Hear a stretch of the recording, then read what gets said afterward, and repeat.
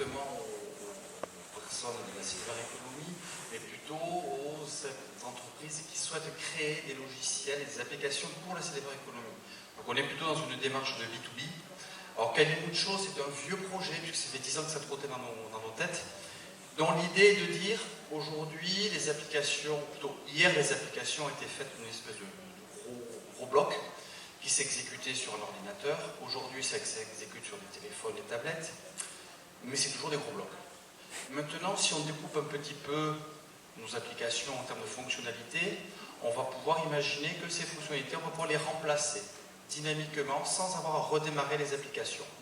Et puis, si on va un petit peu plus loin, on va se dire, bon, tout ça c'est bien gentil, mais en plus, si ces applications, je peux les faire évoluer toutes seules, comme des grandes, en fonction de la météo, en fonction de la batterie des périphériques, en fonction de l'endroit où je suis, de l'heure où je suis, ça peut être encore plus amusant. Et si en plus on se dit que tout ça c'est bien mignon, mais qu'aujourd'hui on a tous, et demain les gens de la cyberéconomie aussi, c'est déjà le cas pour certains, des ordinateurs, des tablettes, des téléphones portables, et bien notre application, que l'on voit sur la gauche, elle va pouvoir être déployée, donc installée si vous voulez sur ces différents périphériques, et on va pouvoir déplacer des morceaux en fonction de l'utilisation qu'a la personne, en fonction de l'endroit où elle est. Tout à l'heure, j'entendais parler de Skype qui est important pour les seniors.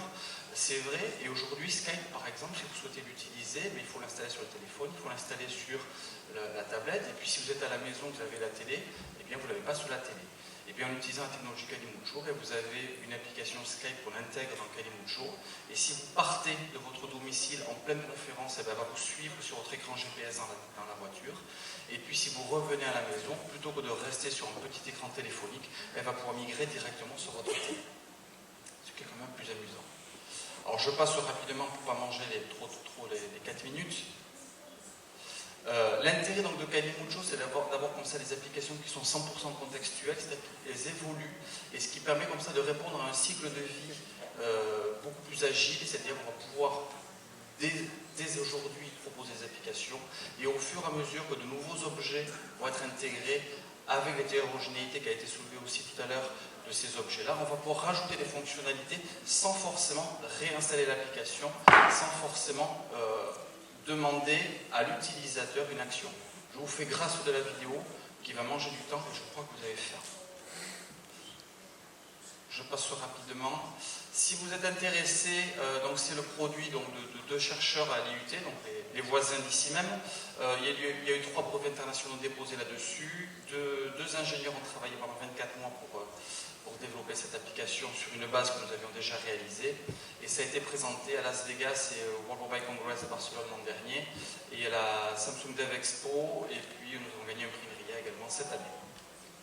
Si vous souhaitez participer, pas de souci, on est preneur pour des projets, on est preneur dans le cadre de Bourse CIFRE, puisque nous sommes un laboratoire de recherche, donc on a aussi tout intérêt à travailler avec les entreprises du milieu. Si vous êtes intéressé par Kalimucho, on peut faire du licensing. Si vous avez beaucoup d'argent, vous ne savez pas comment faire, le mécénat est autorisé aussi. Et puis si vous avez encore plus d'argent, vous êtes en fonds d'amorçage, ça marche aussi. Nous sommes en train de créer une start-up par-dessus.